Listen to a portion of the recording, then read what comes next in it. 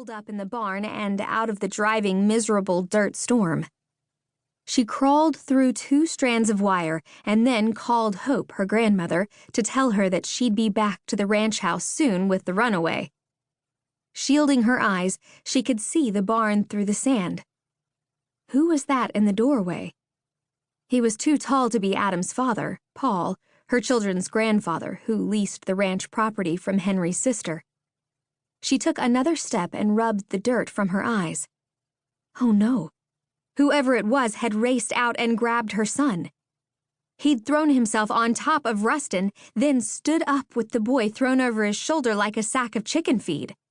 Rustin was kicking and screaming out for her the whole time. She took a deep breath and started coughing when her nostrils filled with dirt. Feeling as if she was running in boots filled with lead, she could hear Rustin bellowing as she fought against the hard wind trying to knock her backward. "What the hell?" She gasped for breath when she was finally inside the barn. "What are you doing to my son? Put him down right now," she shouted as adrenaline rushed through her body like fiery hot whiskey. Kicking and screaming, beating the man on the back with his fists, Rustin didn't even see her and turned on her when she grabbed him away from the man. She put her boy behind her and faced the tall, dark cowboy. "Who are you, and why were you kidnapping my child?" Dirt dusted the stranger's dark hair, but his near-black eyes looked blank, as if he was seeing but not seeing, if that made sense. "I was saving him. You are safe now, Amid." The man looked as if he was sleepwalking. Casey snapped her fingers in his face, and he quickly grabbed her wrist. She jerked it free and took a step back. "I'm not Amid, I'm Rustin."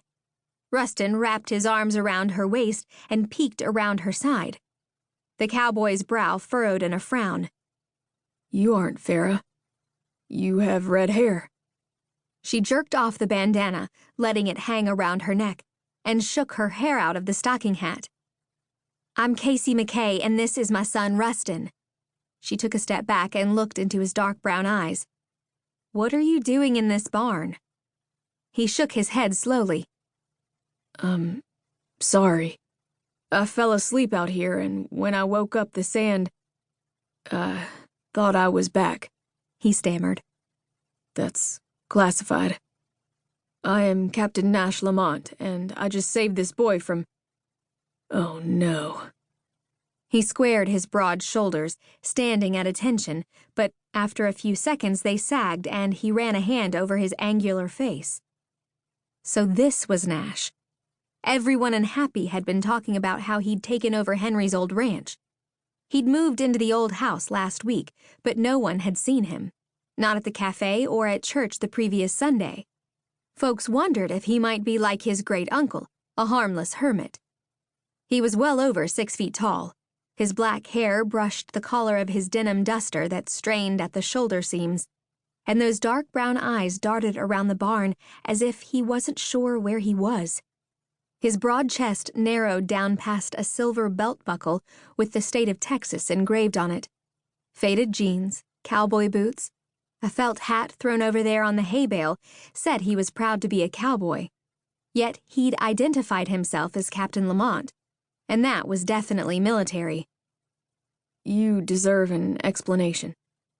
His accent was a blend of Texas drawl and something even farther south, maybe Louisiana or Mississippi.